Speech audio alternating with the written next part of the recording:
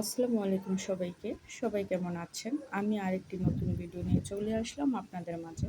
আজকে আমি রান্না করব বেলে মাছ এবং দুন্দুল দিয়ে। ১ম এ মসলাটা কষে নিয়েছি। এখানে সব ধরনের মসলা দেওয়া আছে। একে, একে আমি সবগুলি মাছ দিয়ে দিব। আসলে আমি অল্প করে রান্না করতেছি। যেহেতু আমার বাচ্চারা মাছ খায় না। আমি আর আমার হাসব্যান্ড খাবো, সেজন্য অল্প করে রান্না করছি। আমি যখন বাড়ি গিয়েছিলাম আমার আম্মা এভাবে রান্না করছিল। দেখছিলাম, খেয়েছিলাম, খুব ভালো লাগছে। তাই আমিও আমার মতো রান্না করলাম।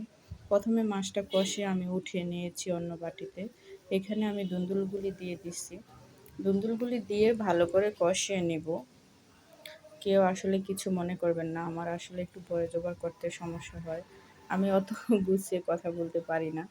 যাই হোক, তো এই যে দুন্দুল কষানো হয়ে গেছে, এখন এখানে আমি ঝোল দিয়ে দিয়েছি।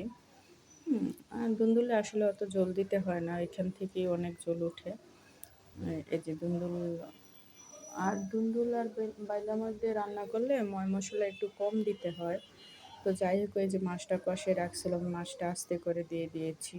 বাইলা মাছ খুবই নরম মাছ, খুব আলতোভাবে রান্না করতে হয়। তো মাছটা দিয়ে দিয়েছি।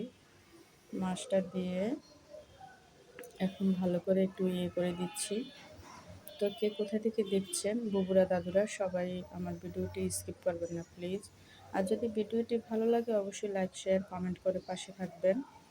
প্রায় রেডি আমার বাইলা বাইলা মাছ বলবো না বেলে মাছ বলবো জানি না, যাই হোক বাইলা মাছ এই হচ্ছে রেডি প্রায় রান্না। যে যেখানে আছেন সুস্থ থাকবেন। সবাইকে আল্লাহ হাফেজ। আসসালামু আলাইকুম।